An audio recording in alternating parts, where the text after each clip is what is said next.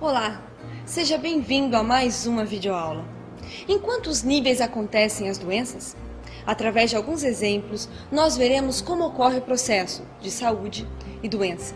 Confira. Olá, estamos juntos novamente para mais uma videoaula sobre fluidoterapia espírita. Na videoaula de hoje nós vamos continuar trabalhando a questão da recepção de passes. Inicialmente vamos refletir sobre o processo de saúde e doença. Como que acontece a doença em nós e a busca da saúde. Em uma visão espiritual profunda, a doença acontece em 3 níveis. O nível espiritual, no qual nós podemos incluir também as doenças karmáticas. Esse nível é o nível mais profundo das doenças. A doença que se manifesta no espírito e inclui as doenças karmáticas, por quê?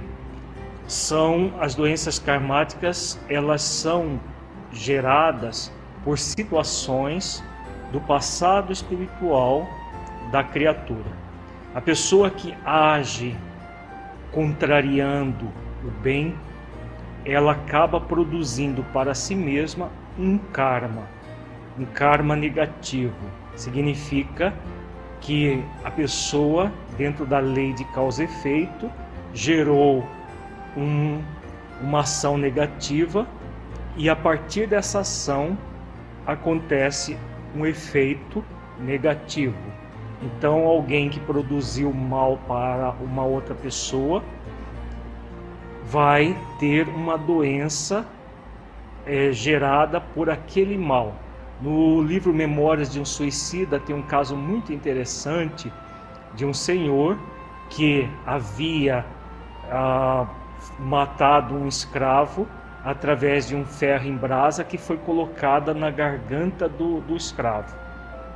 Ele adquiriu perante a própria consciência naquele momento um karma, porque ao ferir o escravo daquela maneira, ele produziu na verdade com aquela ação uma lesão no próprio perispírito.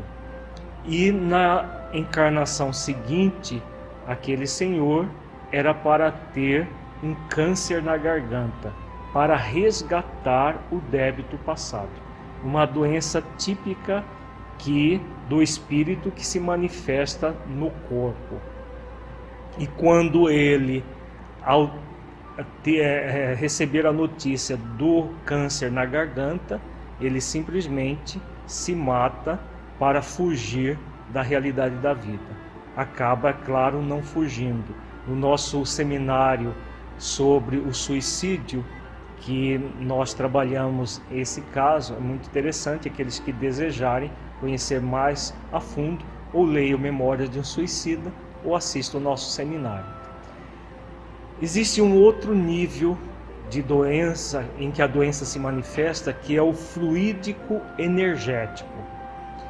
O nível fluídico são as doenças que acontecem no perispírito.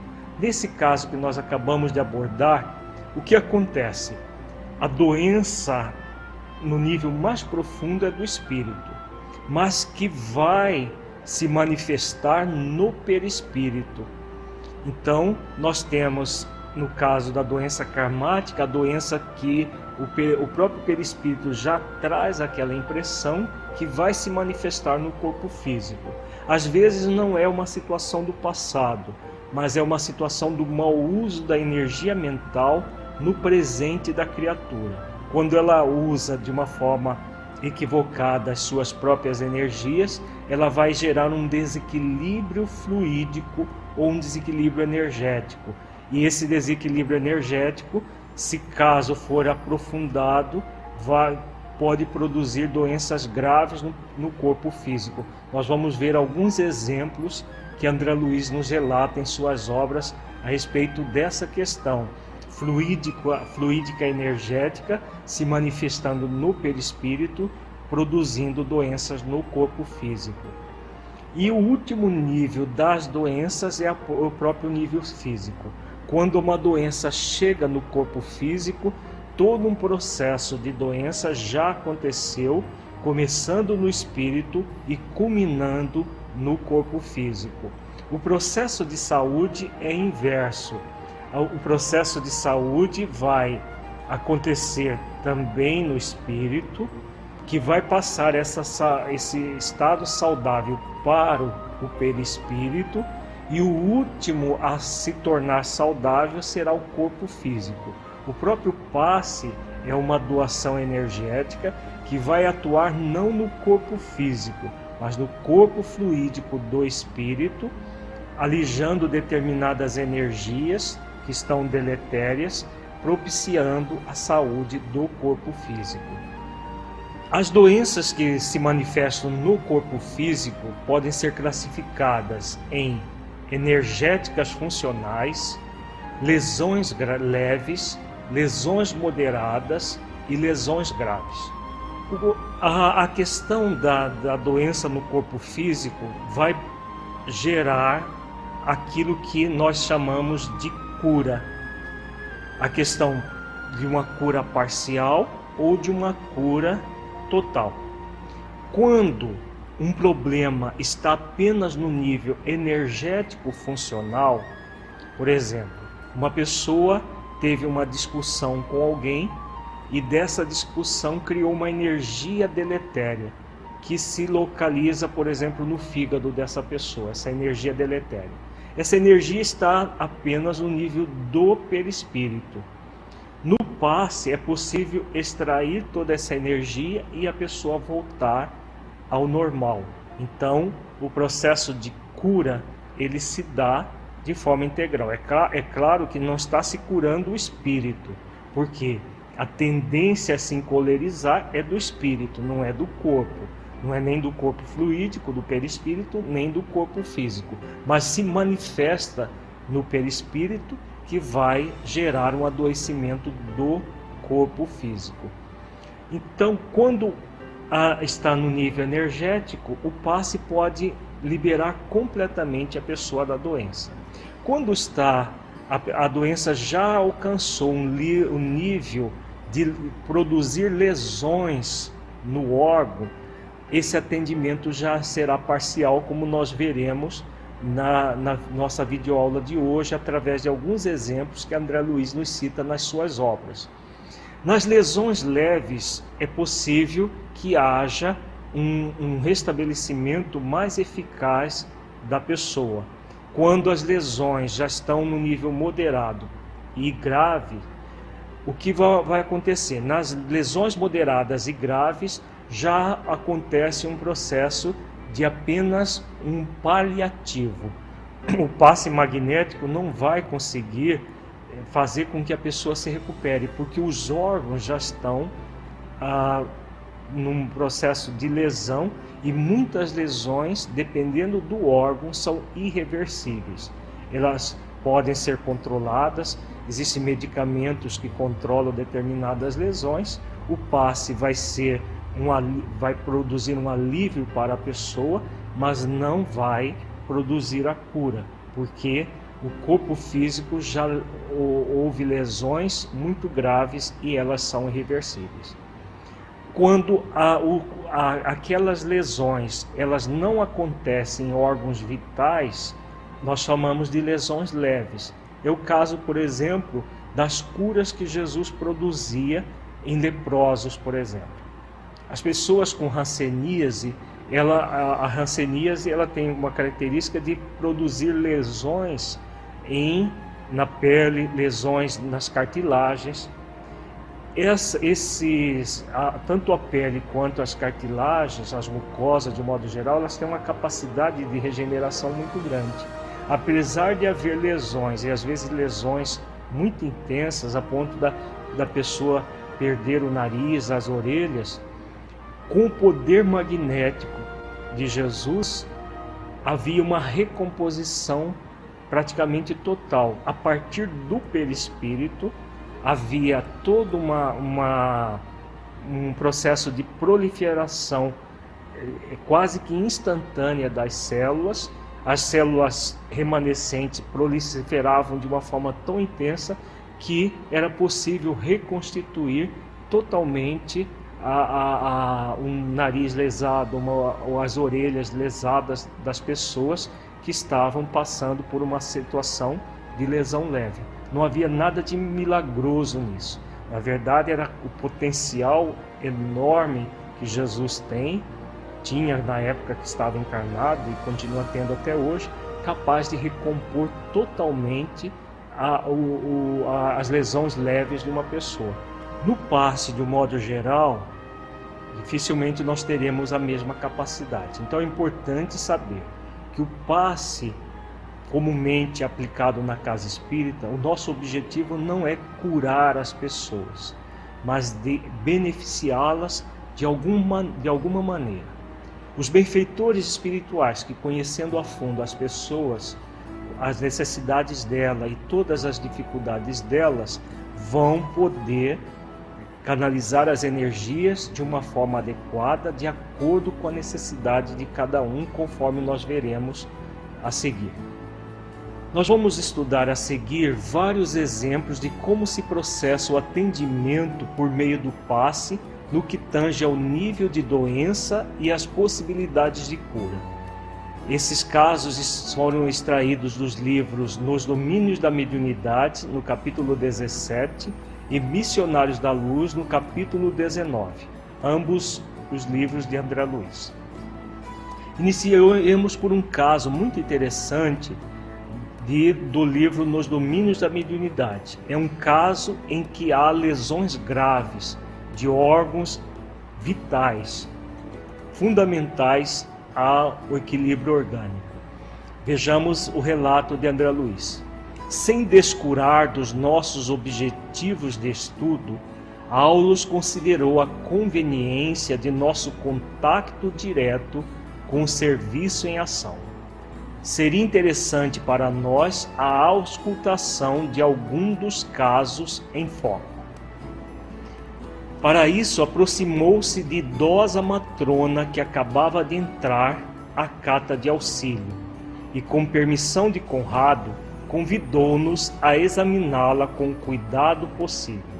A senhora, aguardando o concurso de Clara, sustentava-se dificilmente de pé, com o ventre volumoso e o semblante dolorido. Observem o fígado. Utilizamos-nos dos recursos ao nosso alcance e passamos a analisar. Realmente, o órgão mencionado demonstrava a dilatação característica das pessoas que sofrem de insuficiência cardíaca. As células hepáticas pareceram-me vasta colmeia trabalhando sob enorme perturbação. A vesícula congestionada impeliu-me à imediata inspeção do intestino. A bile comprimida atingira os vasos e assaltava o sangue. O colédoco interdito facilitava o diagnóstico. Ligeiro exame da conjuntiva ocular confirmava-me a impressão. Aqui nós temos vários termos técnicos médicos, vamos explicar rapidamente. Então, o que está acontecendo? Aquela senhora tinha uma insuficiência cardíaca. Na insuficiência cardíaca, o coração se dilata de forma mais ou menos intensa, porque o coração não consegue bombear o sangue de uma forma eficiente. Então os músculos vão se dilatando para dar conta do recado, até que chega um momento que eles ficam insuficientes. Quando fica insuficiente, a drenagem do sangue que vem do fígado também se torna ineficiente, que começa a se degenerar, ele começa a inchar também, fica edemaciado, inchado. O que vai acontecer? Normalmente há um processo também ligado à vesícula biliar. O colédoco que a André Luiz está se referindo é um canal que leva o líquido produzido na vesícula, que é a bile, para o intestino, para que se faça a digestão das gorduras. Então, com o inchaço do fígado, esse canal ele ficou semi-obstruído, gerando todo um processo que o André Luiz está referindo, que a bile, em vez de ir para o intestino, ela estava retornando ao sangue. Isso vai gerar um processo chamado de icterícia, que é caracterizado pelo excesso de bile no sangue, que vai produzir aquele chamado amarelão. Os olhos ficam amarelos por causa da bile que não deveria estar no sangue. Após ouvir-me, Conrado reafirmou: sim, é uma icterícia complicada.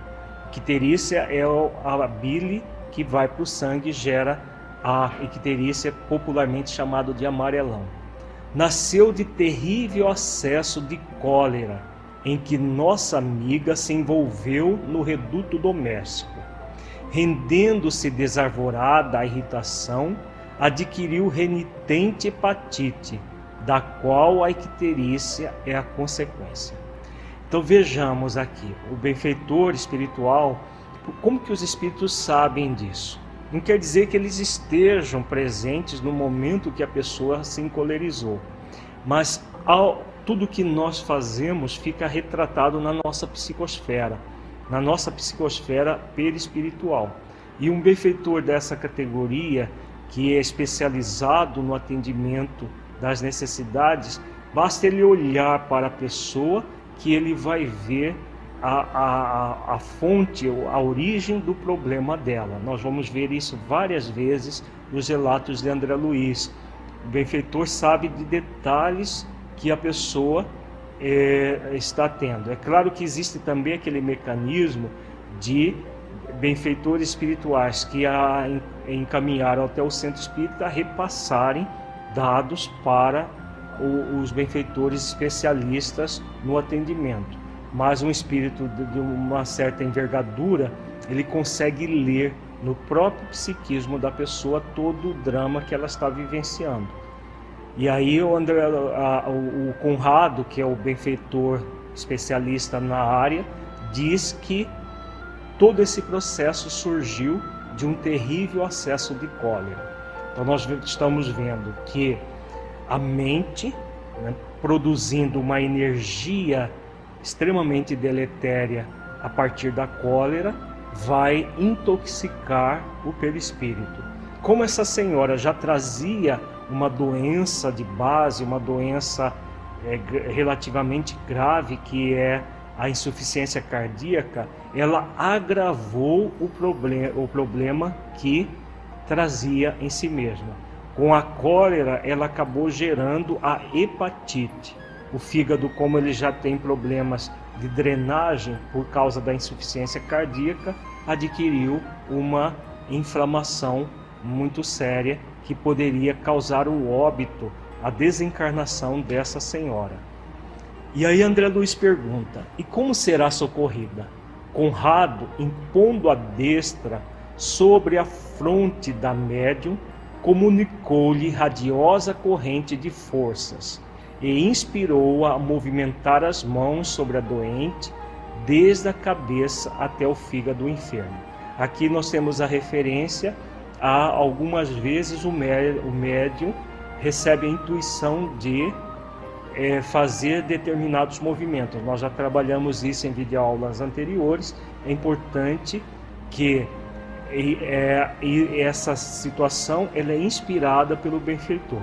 Quando não há inspiração, o médium deve apenas impor as mãos. Se há alguma inspiração para um movimento, discretamente fazer o movimento que foi solicitado.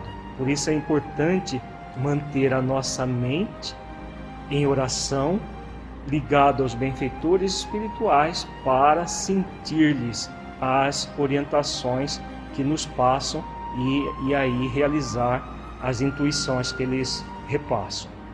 Continuemos o relato de André Luiz.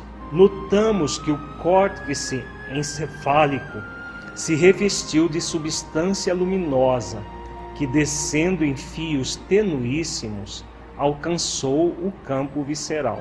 Então, o córtex encefálico, a parte mais nobre do cérebro, se revestiu de uma substância luminosa que foi descendo até o campo visceral, até o coração, o fígado, intestino. A senhora exibiu inequívoca expressão de alívio na expressão fisionômica, retirando-se visivelmente satisfeita, depois de prometer que voltaria ao tratamento. Então houve um alívio das dificuldades que ela estava tendo. Hilário fixou os olhos interrogadores no assistente que nos acompanhava solícito e indagou: nossa irmã estará curada? Então a pergunta do Hilário é muito óbvia. Ela estava curada daquela situação toda? Vejamos a resposta do benfeitor. Isso é impossível, acentuou Aulus paternal. Temos aí órgãos e vasos comprometidos. O tempo não pode ser desprezado na solução. Então Aulus coloca muito claro que houve apenas um alívio e não uma cura, porque não seria possível uma cura. Um processo de uma insuficiência cardíaca, uma dilatação do fígado, consequente a essa insuficiência, não vai se resolver de uma forma fluídica, energética. Muitas vezes, no que se pode fazer é apenas o alívio do sofrimento, o alívio das dores da pessoa, sem um processo de cura, que caminha de uma forma irreversível nesta existência, porque já houve toda uma deformidade dos órgãos. Em casos mais leves, pode ser até que haja uma recomposição, como ele diz. O tempo não pode ser desprezado na solução, mas muitas vezes o problema já não tem solução naquela existência. Porque a partir do momento que há lesões graves em determinados órgãos, somente numa próxima existência que vai haver toda uma recomposição do corpo, como as próprias leis da vida nos colocam. Continuemos. Em que base se articula semelhante processo de curar? Uma pergunta de André Luiz. Vejamos a resposta de Aulus. O passe é uma transfusão de energias, alterando o campo celular. Vocês sabem que na própria ciência humana de hoje, o átomo não é mais o tijolo indivisível da matéria, que antes dele encontram-se as linhas de força, aglutinando os princípios subatômicos, e que antes desses princípios surge a vida mental determinante. Então, Aulus vem explicando que o passe é apenas uma transfusão de energias que vai atuar no campo celular, inclusive, como ele coloca aqui, até no nível subatômico e energético, e também produzindo situações que vão chegar até em nível mental. Agora, é claro que um passe não pode jamais modificar o espírito. Nada do que vem de fora para dentro pode modificar o espírito. Pode apenas trabalhar nos efeitos. A causa somente pela transformação interior. É o que Jesus sempre dizia às pessoas: a tua fé te salvou.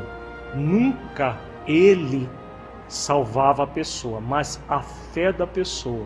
E o magnetismo dele era emprestado para gerar toda essa recomposição, essa alteração do campo celular que Aulus está se referindo aqui. Agora, era o movimento da pessoa na direção da cura, como nós vimos na nossa videoaula anterior, é que produzia o processo. Jesus emprestava os fluidos. Da mesma maneira, nós podemos fazer o mesmo. Os benfeitores espirituais fazem o mesmo. Emprestam os fluidos para que a própria pessoa se cure.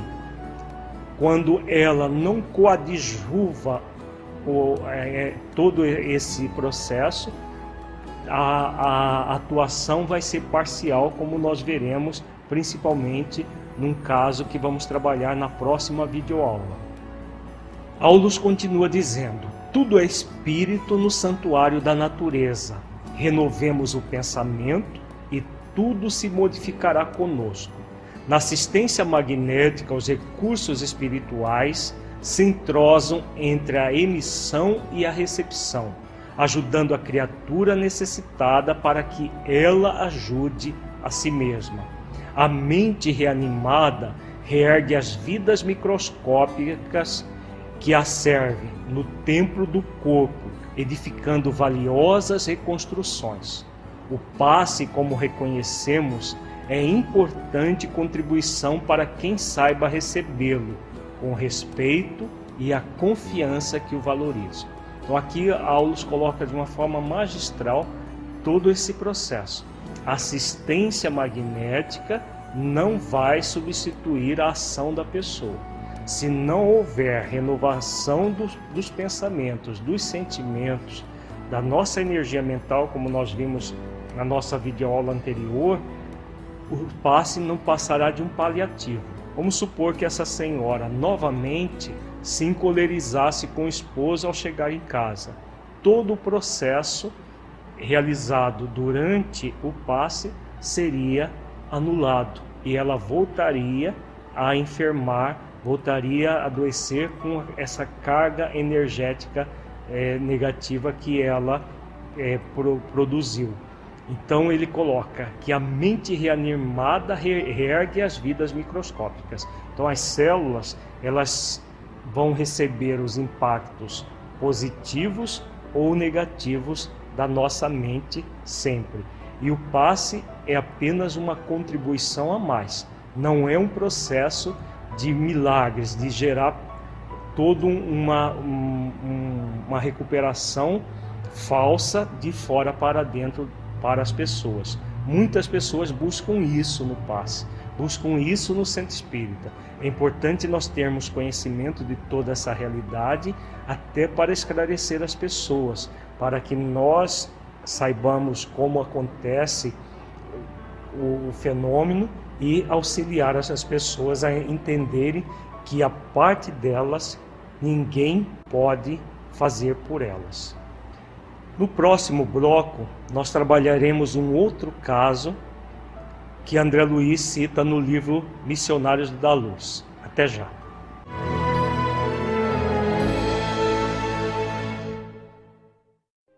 Para que um rio seja caudaloso e forte, é preciso que tenha margens seguras para conduzi-lo. Para que uma flor desabroche, é preciso antes que ela tenha a sustentação vigorosa da planta.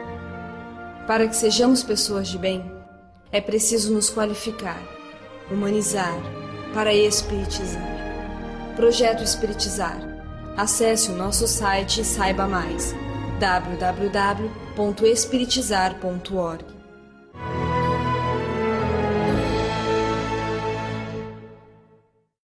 Continuamos com Alírio de Cerqueira Filho, abordando o processo de saúde e doença. Vejamos agora um outro caso extraído do livro Missionários da Luz. Desta vez nós vamos trabalhar um caso energético funcional, diferente do anterior, que era um caso em que havia lesões graves. Neste aqui, apenas uma situação energética no perispírito. Nós vamos ver a diferença do caso anterior. Neste caso aqui, que nós estaremos trabalhando logo a seguir, há todo um processo de cura. Na verdade, uma cura energética, uma cura fluídica no nível do perispírito. Não uma cura espiritual, porque a cura espiritual só pela transformação interior. Estamos fazendo questão de frisar isso para entendermos o que nós estamos falando que é cura. A cura no nível energético funcional do próprio perispírito. Então vejamos o relato de André Luiz. Vejamos esta irmã, exclamou Anacleto, prontificando-se ao auxílio afetuoso. Observe-lhe o coração e principalmente a válvula mitral.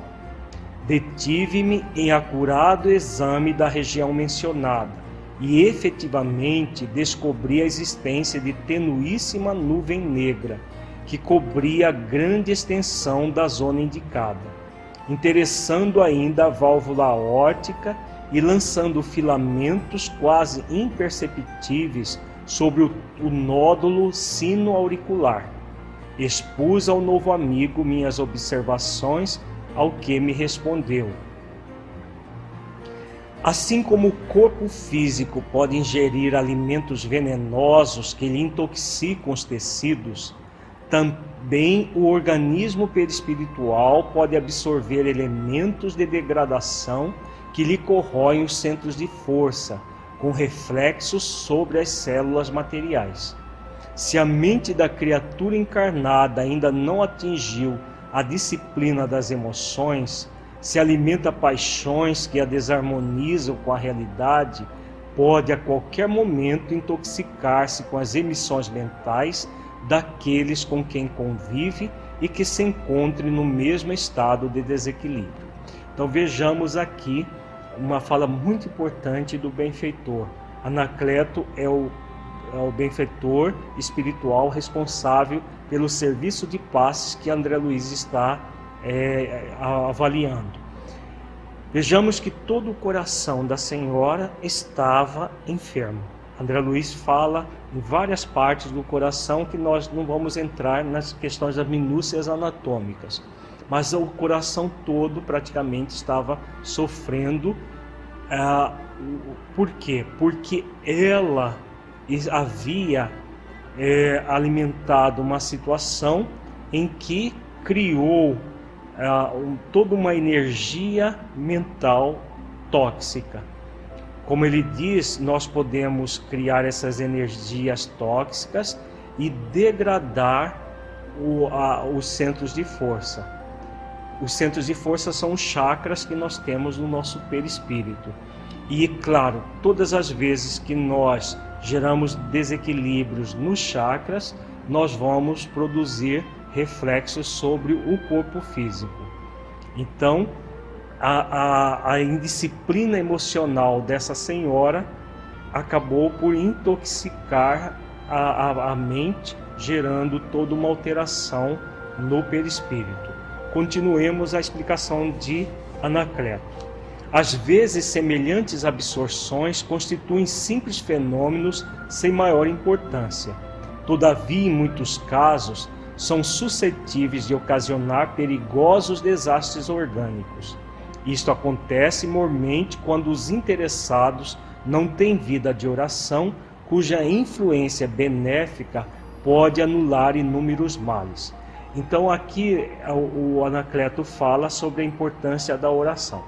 Nós vimos que nós podemos intoxicar o nosso perispírito através das nossas emoções desequilibradas, podemos absorver energias de pessoas que convivem conosco, que vivam na mesma faixa, e se nós tivermos vida de oração, nós podemos anular muitos males. Caso nós não tenhamos o hábito da oração, nós podemos sim intoxicar o nosso perispírito e produzir doenças graves para o nosso corpo. Indicou o coração de carne da irmã presente e continuou: esta amiga, na manhã de hoje, teve sérios atritos com o esposo, entrando em grave posição de desarmonia íntima. A pequena nuvem que lhe cerca o órgão vital representa matéria mental fulminatória. A permanência de semelhantes resíduos no coração pode ocasionar-lhe perigosa enfermidade. Atendamos ao caso. Então vejamos aqui. Parece até a mesma senhora do exemplo anterior, mas é uma pessoa completamente diferente. Também teve atritos com o esposo. E nesse atrito gerou uma desarmonia íntima, produzindo uma pequena nuvem. Então imaginemos uma nuvem de energia deletéria, como o benfeitor diz, matéria mental fulminatória. É claro que é uma matéria num outro nível, uma matéria mais para uma energia, é a energia mental, mas cria uma nuvem escura. E nessa nuvem, em cima do coração. Normalmente, essas energias elas vão se localizar nos órgãos que nós temos maior fragilidade. Essas fragilidades dizem respeito a experiências de vidas anteriores, de existências anteriores que nós tivemos. Então, por exemplo, uma pessoa que numa existência anterior lesou o fígado, ela vai ter uma tendência a adoecer com mais facilidade no fígado. Uma que lesou os pulmões, por exemplo, fumando muito numa existência anterior, ela vai ter uma tendência a produzir essas nuvens tóxicas nos pulmões e assim por diante. Vejamos agora o atendimento a essa irmã sob a ação do Anacleto. Sempre sob minha observação, Anacleto assumiu nova atitude, dando-me a entender que ia favorecer suas expansões irradiantes. Em seguida, começou a atuar por imposição.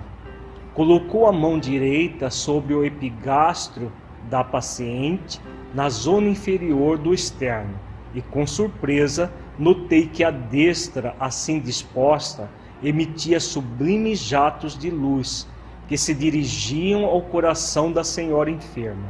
Observando-se nitidamente que os raios de luminosa vitalidade eram impulsionados pela força inteligente e consciente do emissor. Então, aqui nós estamos vendo o benfeitor espiritual, conhecendo a necessidade da pessoa, está manipulando os fluidos de acordo com a necessidade. Toda essa manipulação não é do encarnado, é do espírito desencarnado que está atuando, coadjuvando as energias dele com as energias do encarnado que está aplicando o passe na senhora. Assediada pelos princípios magnéticos postos em ação, a reduzida porção de matéria negra que envolvia a válvula mitral deslocou-se vagarosamente e, como se fora atraída pela vigorosa vontade de Anacleto, veio aos tecidos da superfície, espraiando-se sob a mão irradiante, ao longo da epiderme. Foi então que o magnetizador espiritual iniciou o serviço mais ativo do passe, alijando a maligna influência. Então vejamos que com essas ações magnéticas, aquela nuvem simplesmente veio aos tecidos da superfície e ao longo da epiderme praticamente foi transmutada pela ação do benfeitor. Então toda aquela matéria negra, aquela energia deletéria foi praticamente alijada pelo Anacleto. Fez o contato duplo sobre o epigastro, erguendo ambas as mãos e descendo-as logo após morosamente através dos quadris até os joelhos, repetindo o contato na região mencionada e prosseguindo nas mesmas operações por diversas vezes. Em poucos instantes, o organismo da enferma voltou à normalidade. Então vejamos a diferença desse caso com o anterior. Como não havia lesões no órgão, o coração ainda está íntegro, apesar do mesmo processo gerador que foi o processo de cólera com o esposo nas duas senhoras, nessa daqui, como apenas há um processo energético funcional no perispírito, todo o organismo voltou à normalidade, enquanto que a outra apenas recebeu alívio. Então a gente vê a diferença dos dois casos, um com lesões graves e outro apenas no nível energético funcional. Continuemos as reflexões que André Luiz faz acerca desse caso, que é muito interessante, as reflexões que ele faz a seguir. Eu estava admirado, e como o assunto envolvia problemas espirituais de elevada significação, assim que o instrutor terminou o trabalho, indaguei: Perdoe-me a pergunta, mas na hipótese de não se socorrer esta irmã da colaboração de uma casa espírita, como se haveria com a doença oculta? Estaria ao abandono? Então a pergunta do André Luiz é muito interessante. Se ela não estivesse frequentando um centro espírita para tomar o passe, ela estaria à mercê da doença? Estaria abandonada? Vejamos a resposta do benfeitor, que é muito interessante e que mostra que Deus é equânime e oferece a todos os seus filhos os recursos que ele busca. Todos nós, filhos de Deus, quando buscarmos, é aquilo que Jesus disse: buscai e acharei, batei e abrir-se-vos-á. Então, quando nós buscamos em qualquer lugar, nós vamos ter o auxílio. Vejamos a resposta do Anacleto, que mostra exatamente isso. De modo algum, respondeu Anacleto sorrindo. Há verdadeiras legiões de trabalhadores de nossa especialidade, amparando as criaturas que, através de elevadas aspirações, procuram um caminho certo nas instituições religiosas de todos os matizes. A manifestação de fé não se limita à simples afirmação mecânica de confiança. Então, os benfeitores espirituais estão atuando em todos os lugares, desde que haja a fé ardente e sincera na busca do socorro. Continuemos a reflexão que Anacleto faz. O homem que vive mentalmente, visceralmente a religião que lhe ensina a senda do bem, está em atividade intensa e renovadora, recebendo por isto mesmo as mais fortes contribuições de amparo espiritual, porquanto abre a porta viva da alma para o socorro de mais alto, através da oração e da posição ativa de confiança no poder divino. Então, aqui Anacleto vem falando que não importa a religião, o que importa é a senda do bem, que é exatamente o lema da doutrina espírita. O lema da doutrina espírita é fora da caridade e não a salvação, e não fora do espiritismo. Então, quando a pessoa está na senda do bem, ela está realmente fazendo esforços para praticar a caridade em todas as religiões, ela vai receber o amparo de mais alto, como diz o benfeitor. O novo companheiro indicou à irmã que se libertara da desastrosa influenciação e esclareceu, depois de uma pausa: nossa amiga está procurando a verdade, cheia de sincera confiança em Jesus. Ovelha fustigada pela tempestade do mundo e inexperiente na esfera do conhecimento, volta-se para o divino pastor como a criança frágil, sequiosa do carinho materno. Então essa busca da irmã pode acontecer no centro espírita, pode acontecer numa igreja católica, numa igreja evangélica, em qualquer lugar, desde que ela esteja, como ele diz aqui, cheia de sincera confiança em Jesus. Ela sempre vai ter os benefícios a partir dessa confiança. Continua o benfeitor esclarecendo: estivesse orando numa igreja católica romana ou num templo budista, receberia o socorro de nossa esfera por intermédio desse ou daquele grupo de trabalhadores do Cristo. Naturalmente, aqui no seio de uma organização indene das sombras do preconceito e do dogmatismo, nosso concurso fraternal pode ser mais eficiente, mais puro, e as suas possibilidades de aproveitamento são muito mais vastas. Então a diferença é essa, não é da própria pessoa, mas é claro que no ambiente onde não há mais preconceitos, onde o passe é transmitido a partir dos encarnados e dos desencarnados, o socorro vai ser mais eficiente, mas não quer dizer que ele não age em outros lugares. Só que o que vai acontecer nos outros lugares é apenas o magnetismo espiritual, como nós vimos em videoaulas anteriores, sem o concurso dos encarnados, porque essa prática é mais corrente dentro dos centros espíritas. Continua o benfeitor: É preciso assinalar, porém, que os auxiliadores magnéticos transitam em toda parte, onde existam solicitações da fé sincera, distribuindo o socorro do Divino Mestre dentro da melhor divisão de serviço. Onde vibre o sentimento sincero elevado, aí se abre um caminho para a proteção de Deus. Então, a característica para receber auxílio não é o lugar onde a pessoa frequenta, é a forma como ela está naquele lugar.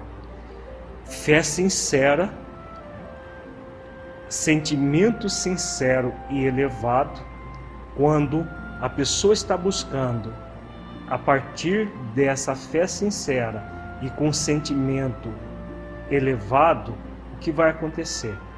A proteção de Deus sempre vai acontecer, independente do ambiente.